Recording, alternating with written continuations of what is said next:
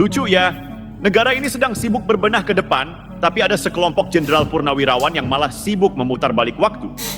Bukan bantu menjaga stabilitas, malah sibuk kirim surat terbuka. Bukan pakai logika, malah pakai nostalgia, seolah-olah demokrasi baru rusak sejak Gibran jadi wakil presiden. Padahal mereka lupa, atau pura-pura lupa, bahwa logika demokrasi tak bisa dikendalikan oleh ego pensiunan yang merasa negaranya sedang salah jalan hanya karena bukan mereka yang pegang setir. Ayo jujur, di mana logikanya? Proses hukum sudah berjalan, Mahkamah Konstitusi sudah memutuskan, rakyat sudah memilih, KPU sudah mengesahkan, dan Gibran sudah dilantik. Lalu tiba-tiba, 103 jenderal merasa perlu bersurat, seolah-olah suara mereka lebih sah dari jutaan rakyat yang mencoblos. Ini bukan ketidakpuasan biasa. Ini bentuk pengingkaran pada sistem demokrasi itu sendiri. Apakah karena Gibran muda? Apakah karena Gibran anak Jokowi? Atau karena mereka tidak... Apakah karena Gibran muda? Apakah Gibran anak Jokowi? 103 purnawirawan ini sangat memalukan ya. Seorang purnawirawan TNI merasa tersaingi oleh seorang pemuda yang bernama Gibran Rakabuming Raka dan sekarang sah menjadi wakil presiden. Gibran dipilih oleh rakyat jutaan, bukan dipilih oleh purnawirawan. Sungguh-sungguh memalukan sekali purnawirawan yang tidak bisa mengendalikan seorang Gibran. Mungkin kalau seandainya pejabatnya Anies atau Ganjar, purnawirawan ini bisa menyetir, mungkin bisa bagi-bagi jajan kue-kue. Tapi tidak dengan Gibran, ataupun Pak Jokowi, ataupun Prabowo. Makanya dari itu, dia merasa bahwa misinya ini sedang terganggu, sehingga ingin memakzulkan Gibran. Tidak semudah itu purnawirawan. Gibran itu sah dipilih oleh rakyat dan sudah dilantik di DPR MPR. Sekarang setelah dilantik kalian mau memakzulkan. Kalian tidak memikirkan itu. Bahwa pemilu kemarin adalah triliunan rupiah biayanya. Dan Gibran sah dilantik. Kini kau mau membuat onar di negara ini. Purnawirawan. Sungguh aneh dan lucu. Apakah karena Anies kalian bisa disetir? Hanya karena Anies? Atau PDI? Ini tanda kutip antara Anies dan PDI yang bisa menggerakkan kalian. Sungguh lucu sekali. Kalian adalah bisa menerima bahwa zaman sudah berubah dan wajah kepemimpinan hari ini tak harus dari kalangan tua dan terus tua. Apa yang sebenarnya ditakutkan? Regenerasi? Atau kehilangan pengaruh? Mereka bilang ini cacat etik. Mereka bilang ini politik dinasti. Mereka bilang ini pengkhianatan terhadap demokrasi. Tapi anehnya, mereka diam saat dinasti politik lahir dari partai sendiri. Mereka diam saat MK memutus perkara-perkara lain yang tak sejalan dengan selera mereka. Mereka hanya ribut saat keputusannya tidak menguntungkan kelompok mereka. Ini bukan soal tidak etika. Menguntungkan kelompok mereka. Ini soal kehilangan kontrol. Tanda tanya. Ini bukan soal demokrasi. Ini soal trauma kekuasaan yang tidak lagi dalam genggaman. 103 jenderal ini harusnya menjadi teladan. Tapi yang terlihat justru sebaliknya. Mereka membawa reputasi militer ke dalam politik sipil yang sudah usai. Surat mereka bukan membangun demokrasi, tapi justru membajak demokrasi. Surat mereka bukan peringatan moral, tapi alarm palsu yang bikin gaduh. Ini bukan peran negarawan, tapi kelakuan politisi dadakan yang kehilangan panggung. Gibran tidak mencuri suara. Gibran tidak mengubah konstitusi sendirian. Gibran tidak mengintervensi hukum. Semua proses dilewati, semua tahapan diikuti. Bahkan dalam sorotan paling kritis sekalipun, tidak ada satupun bukti yang menyebut Gibran menodai proses demokrasi secara sah. Yang ada hanyalah interpretasi emosional dari mereka yang tidak terima kenyataan. Mari luruskan. MK memutuskan, bukan Gibran. UU dirancang oleh DPR, bukan Gibran. Gibran hanya mengikuti aturan yang sudah tersedia, seperti kandidat lain. Seperti pemimpin muda lain di seluruh dunia. Lalu kenapa Gibran yang diserang? Karena dia anak Jokowi? Maka jangan salahkan Gibran. Salahkan nalar politik yang selalu mencurigai regenerasi sebagai nepotisme. Jangan salahkan Gibran. Oke, teman-teman. Ataukah karena Gibran ini anak Jokowi? Gibran tidak pernah menodai demokrasi. Tahap demi tahap dilewati oleh Gibran bersama Bapak Prabowo. Kenapa di saat dia menang dalam Pilpres, kalian mengusik bahwa Gibran itu anak haram konstitusi? Kenapa? Karena dia anak Jokowi. Karena kamu tidak bisa menggenggam seorang Gibran. Kenapa kalian seperti itu? Kalau memang ingin menjadikan negara berkembang dan maju, harusnya kalian malu dengan pangkat kalian bintang di pundak ini. 1, 2, 3. Bahkan ada yang 4. Mantan panglima pun ikut-ikutan merasa tersaingi oleh seorang pemuda. Soekarno pernah berkata, "Beri saya 10 pemuda, niscaya akan saya guncangkan dunia." Ini baru 1 pemuda sudah mengguncangkan seluruh Indonesia, apalagi 10, dunia pun akan diguncang. Sungguh ironis sekali para Purnawan TNI ini. Tidak pernah cacat dalam demokrasi. Prosesnya selalu dilalui tahap demi tahap. Bahkan yang meminta untuk menjadi wakil presiden adalah Bapak Prabowo sendiri. Bukan Jokowi yang mengusulkan, bukan keluarga Jokowi yang menginginkan, tapi Bapak Prabowo ingin di negara ini ada regenerasi anak muda.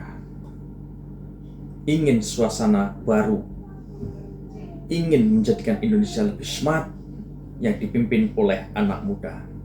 Tapi kalian, para barisan sakit hati, para barisan Salahkan ketidakmampuan menerima bahwa anak muda bisa punya kapasitas, integritas, dan legitimasi. 103 jenderal boleh kirim surat, tapi jangan mengira surat itu suci. Jangan mengira surat itu hukum. Jangan mengira rakyat akan goyah hanya karena barisan nama panjang yang dulu berkuasa. Demokrasi tidak tunduk pada pangkat. Demokrasi tunduk pada suara rakyat, dan rakyat sudah memilih. Mari kita bedah. Surat terbuka dari 103 jenderal itu sejatinya bukan semata soal keprihatinan. Itu strategi. Itu tekanan politik terselubung yang dibungkus dengan aroma nostalgia dan seruan moral. Mereka ingin mengatur ulang panggung kekuasaan dari luar sistem lewat sorotan media dan gelombang opini publik. Tapi sayangnya logika mereka pendek, sangat pendek, seolah-olah mereka lupa. Kekuasaan itu lahir dari legitimasi, bukan dari surat. Dari rakyat, bukan dari rantai komando masa lalu. Kalau benar mereka peduli dengan etika, kenapa diam saat sejumlah kepala daerah dipaksakan melalui proses politik transaksional? Kenapa sunyi saat elit partai merampas kursi ketua umum lewat manuver kongres instan? Kenapa hanya bersuara saat Gibran yang naik? Karena Gibran bukan dari klub mereka. Karena Gibran bukan boneka partai tua. Karena Gibran itu muda, progresif, dan bukan hasil konsensus para pensiunan. Itu saja. Faktanya Pilpres 2024 diikuti secara sah oleh 204 juta pemilih. Prabowo Gibran menang dengan suara signifikan, didukung lebih dari 58% suara nasional. Mahkamah Konstitusi menolak semua gugatan hasil Pilpres karena bukti tidak cukup. Pelantikan berlangsung sah, sesuai undang-undang. Lalu di mana cacatnya? Di mana pembatalannya? Demokrasi bekerja, sistem bekerja.